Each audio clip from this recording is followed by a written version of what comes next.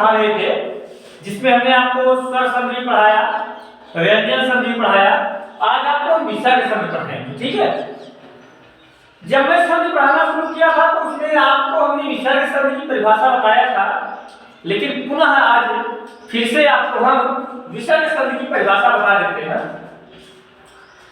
जहां पर विसर्ग में स्वर या व्यंजन का मेल होता है या विकार उत्पन्न होता है, या विकार उत्पन्न होता है, वहां विसर्ग संधि होता है। कौन सी संधि होती है? विसर्ग संधि होता है, ठीक।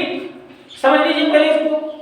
कहा जा रहा है जहां पर विसर्ग में स्वर या व्यंजन का, स्वर भी मिल सकता है या व्यंजन भी मिल सकता है, ठीक है, उसमें कोई आपत्ति नहीं है, तो वहां विकार उत्पन्न हो या मेल हो, मेल होना या विकार उत्पन्न होना एक ही चीज है, तो वहां पर कौन सी संधि होती है?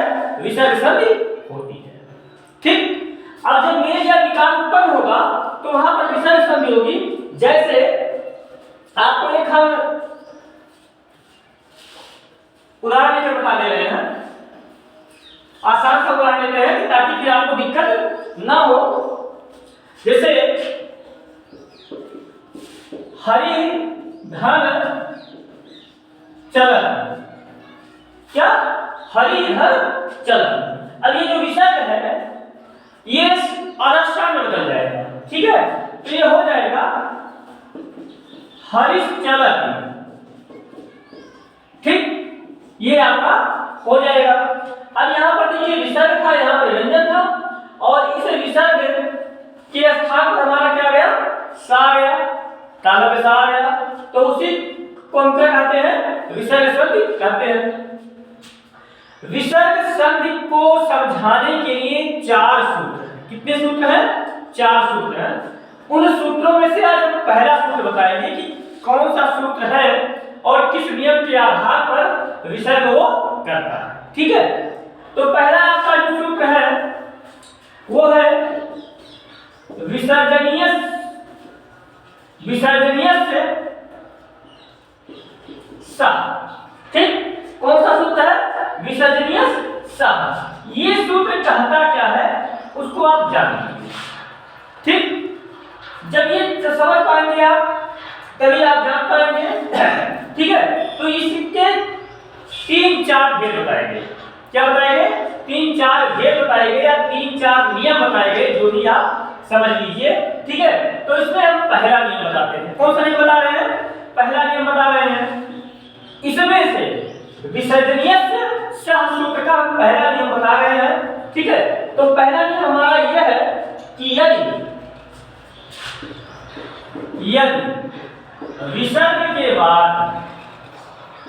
विसर्ग के बाद का खा, क्या? का खा और पा फाए और पा फा आए तो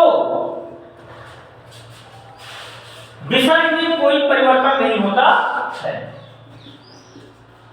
विसर्ग में कोई परिवर्तन नहीं होता है, ठीक।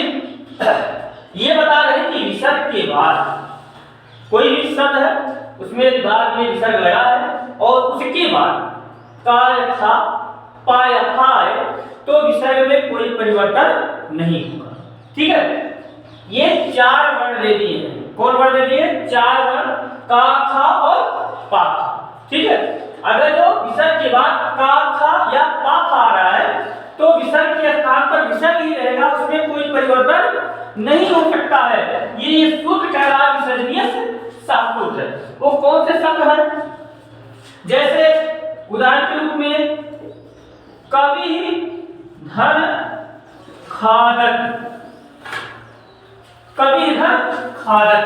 अब देखिए यहाँ पर विसर्ग है और यहाँ पर क्या है, खा है। इन्होंने बताया है का या खा, अगर विसर्ग के बाद आ रहा है तो कोई परिवर्तन नहीं होगा, वो सीधे हो जाएगा कवि खादत, कोई परिवर्तन नहीं होगा भैया, जैसे है वैसे रहेगा। एक उदाहरण और आपको बता दे रहे हैं, गुरु गुरु धन पाठयति, पाठयति, ठीक है। अब गुरु धन पाठयति है तो यहाँ पर देखिए बताया है कि पा खा भी हो या का खा भी हो, विसर्ग के बाद तो विसर्ग में कोई परिवर्तन नहीं होता है, तो यहाँ पर ये हो जाएगा गुरु पाठयति, जैसे है वैसे हो जाएगा। तो एक तो विसर्ग संधि का ये नियम था, ठीक है। अब दूसरा नियम आपको हम बता रहे हैं कि दूसरा नियम क्या है भैया, दूसरा नियम बताते हैं, ठीक है। ये दूसरा नियम क्या बता रहे हैं, यदि विसर्ग के बाद, यदि विसर्ग के बाद, ठीक है, यदि विसर्ग के बाद चा या छा आए, चा छा आए तो विसर्ग के स्थान पर, तो विसर्ग के स्थान पर शा आदेश हो जाएगा। क्या आदेश हो जाएगा, शा आदेश हो जाएगा, सा आदेश हो जाएगा। ये विसर्जनीय सा सूत्र का दूसरा नियम है, ठीक। ये कह रहा है विसर्ग के बाद चा या छा आए तो उस विसर्ग के स्थान पर क्या आदेश हो जाएगा, शा आदेश हो जाएगा। जैसे पशु धन चलत, ठीक, सब क्या है, पशु धन चलत। अब ये बराबर इस विसर्ग के स्थान पर क्या, विसर्ग के स्थान पर क्या आदेश हो जाएगा, शा आदेश हो जाएगा, पशु चलत, पशु चलत, ठीक है। और एक उदाहरण आपको बता दे रहे हैं हम,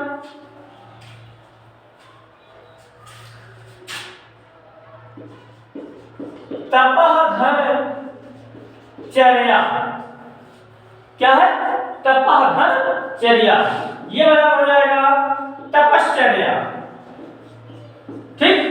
अब यहाँ पर देखिए विसर्ग के स्थान पर क्या आदेश हो गया, सा आदेश हो गया। यहाँ पर आप ध्यान दीजिएगा, सा को मैंने हरफ किया था इसीलिए आधा सा होगा, पूरा सा नहीं होगा।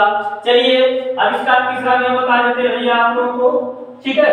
तीसरे नियम में क्या क्या कह रहा है, यदि विसर्ग के बाद, यदि विसर्ग के बाद, ठीक है, ता था आए तो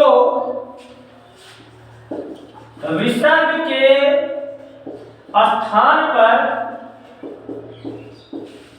सा आदेश होता है, मूर्धन्य में सा आदेश होता है, आदेश होता है, ठीक। अब ये कह रहे तीसरे नियम में कि यदि विसर्ग के बाद ता और था आए तो विसर्ग के स्थान पर क्या आदेश होता है, शा आदेश होगा, यानी मूर्धन्य सा आदेश हो जाएगा। जैसे उदाहरण दे रहे हैं, धनुष धन टंका, धनु धन टंका, ठीक, धनु धन टंका। अब यहाँ पर ध्यान दीजिए विसर्ग के बाद टा आ रहा है तो इसमें क्या आदेश हो जाएगा,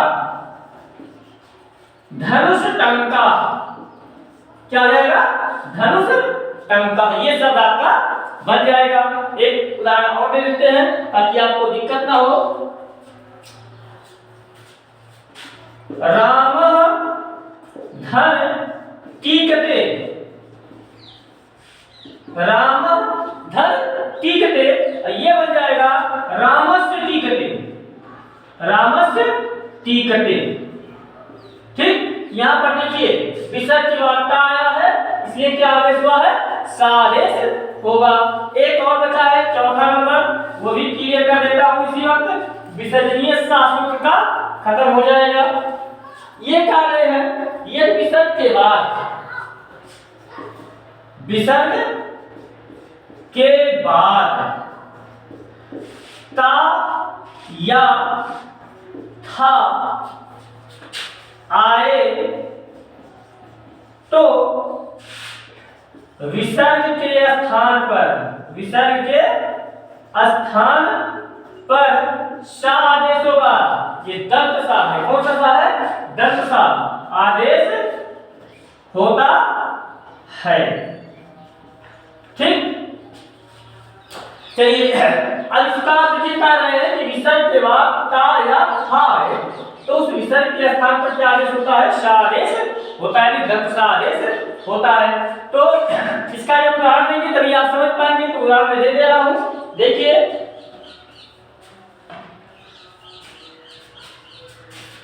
आसान सा उदाहरण देते हैं, नमः धन ते, नमः धन ते, ठीक है। अब नमः धन ते यानी विसर्ग की बात ता आया है तो ता विसर्ग के स्थान पर क्या आदेश होगा, शा आदेश होगा। तो ये हो जाएगा नमस्ते, आप रोज करते होंगे सबसे नमस्ते, ठीक है। नमः धन ते ये बराबर क्या हो जाएगा, नमस्ते।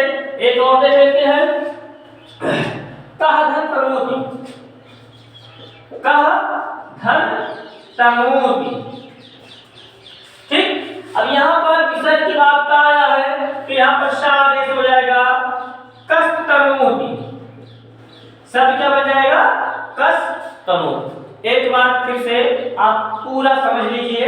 पहला स्टेप था विसर्ग शब्द का जो पहला सूत्र था वो था विसर्जनीय सा सूत्र। विसर्जनीय सा सूत्र 4 नियमों को बताता है। कितने नियमों को बताता है, 4 नियमों को बताता है। उनमें से पहला नियम था कि यदि विसर्ग के बाद का था या पा था आए तो विसर्ग में कोई परिवर्तन नहीं होगा, विसर्ग जैसे है वैसे रहेगा। फिर दूसरा नियम आया कि यदि विसर्ग के बाद चा छा आए तो विसर्ग के स्थान पर शा आदेश होगा, ताल में शा आदेश होगा। जैसे पशुधन चरत बराबर पशु चरती, तपधन चरया बराबर तपश्चर्या। फिर तीसरा भेद आया विसर्ग के बाद टा ठा आए तो विसर्ग के स्थान पर शा आदेश होता है, कौन सा सा, मूर्धन्य सा। धनुर्धन टंका बराबर धनुष टंका, रामः धन टीकते बराबर रामस्य टीकते। फिर चौथा भेद क्या होता है इसमें, विसर्ग के बाद ता था आए तो उस विसर्ग के स्थान पर दंत सा आदेश होता है। जैसे नमः धन ते बराबर नमस्ते, का धन तनोति बराबर तनोति। ठीक, ये आपका विसर्ग संधि का पहला सूत्र था, उसको मैंने बता दिया। ओके।